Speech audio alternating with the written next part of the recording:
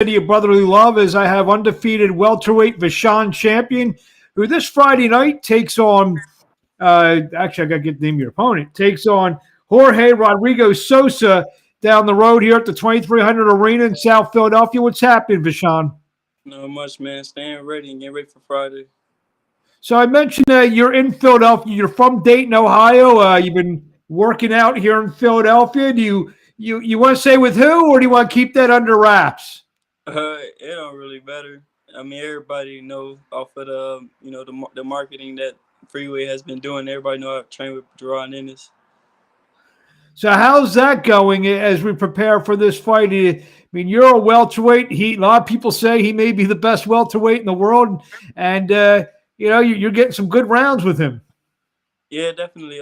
It's exciting. It's something that you always look forward to doing, being in there with him, training alongside with him as well. You learn a lot. What's like? Give me one thing that you've learned in this camp. A lot of defense work. Worked on a lot of Defense. Yeah.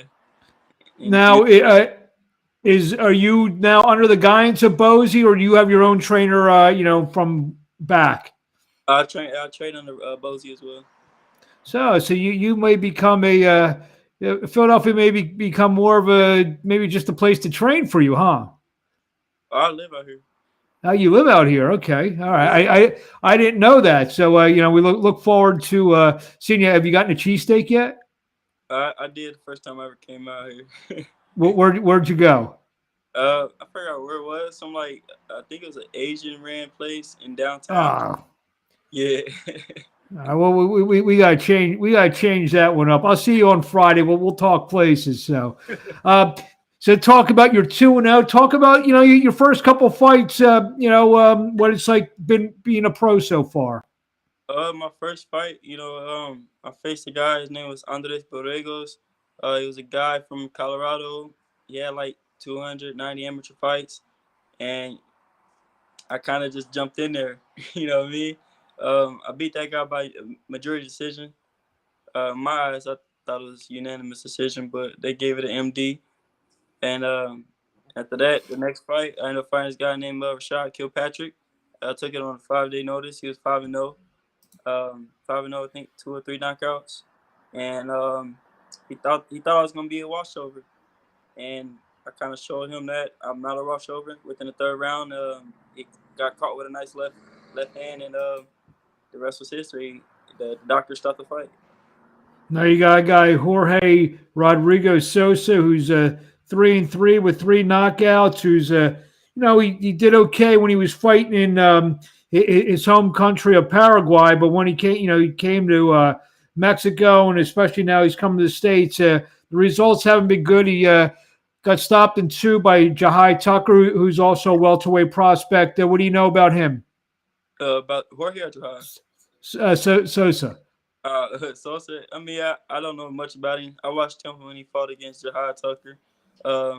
He really didn't show much for me, to be like super worried. I ain't underestimate him at all, but I'm going there with the game plan that Bozy has put together, and I'm gonna make sure I execute it. Now, obviously, Bozy, he's a world class trainer, and Gerard. How did you get hooked up with Bozy Ennis? My manager, Freeway Rick Ross. You know what I'm saying? Being around him, and before I signed the contract, he asked me if I knew who Boost was, and I said, yeah, I definitely do. Boost was my favorite fighter at the time. He still is. Him and Canelo is my top 2 guys that I actually watch.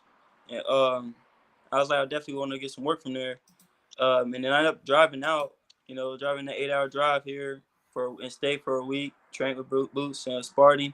Ended up getting my ass handed to me. So I went back home, did some talking with my family, and, said my goodbyes to them and moved out here. There you have it. Have you toured the city at all? I'm like 20 minutes away from the city, I think. Okay. So we got this fight on Friday, 2-0. Tell us a little bit about your amateur career. My amateur career was very, very short. I started at 19, so I was only had 9 fights. I was 6-3 with 4 of those coming by like knockout. So I ended up turning pro because of the call it just made sense to me, to take the fight. I was at that time I was 22. I mean, I got a daughter, so she got to be able to eat off of the fruits of my labor. So I just made the leap of faith, and it's been rolling ever since. Couple times you've so you've spoken about your manager, Freeway Rick Ross, and obviously he's got an incredible story out there, a very high profile guy. How'd you get into contact with him? Actually, he reached out to me. A couple of people, Rick Glacier, had reached out to me and my old manager, and he had like what he saw in my second fight. A lot of people was calling me after the second fight. Sugar Ray Leonard, his brother, had called me. Um, Rick Glacier, they called me, and I just liked what Rick had to offer for me. So what's the game plan, providing everything goes well on Friday night? What are you looking to do in terms of keeping active? After this fight, I think we got another one scheduled here in June. So, as of right now, I'm not really worried about what's going on in the future. My main focus right now is March 25th at the 2300 Arena in South Philly. With a name like VeShawn Champion, obviously, I'm sure you've gotten this question a few times. Kind of an interesting name to be a boxer. Yeah, definitely. Get that a lot. You feel you have something to live up to because of your last name? Yeah, me to an extent. Yeah, I have something to live up to because of the name I was gifted. Tell us a little bit about your style for the fans who haven't seen you out there. I'm a southpaw, so and I switched to orthodox as well. Very slick. You know what I mean. I like taking angles as well, and I'm fast. I'm fast, tall, and I got long reach. You're fighting in a very boxing enthusiastic, very boxing knowledgeable city on Friday night. Have you heard anything about the Philadelphia boxing fans, the Philadelphia boxing community and climate? Not necessarily. I ain't heard that much about it, but I know it's very strong out here. Yeah, a lot of good fights. So, being in Philly, do you expect to be fighting here a lot? Hypothetically, yeah, yeah, definitely. What do you want to say to the fans out there? Tell us, that you want to tell the fans out there a little bit. People that actually do box are interested into it, or just tell the fans out there. Just like give us a final thought before we see you in the ring on Friday night. Okay. Well, stay ready for Friday, man. Keep your eyes and ears open, because it's gonna be a lot of pops and fireworks going on for sure. I'm healthy, I'm ready, and I'm strong. You predicting a knockout? If it comes. If it comes. Where do the fans find you on social media? You guys follow me on The Chosen Champ, THE.chosen.champ. That's on Instagram. You can follow me on that. Why not The Chosen Champion? I mean, that is my name, but I couldn't put The Chosen Champion. It was too long. Yeah.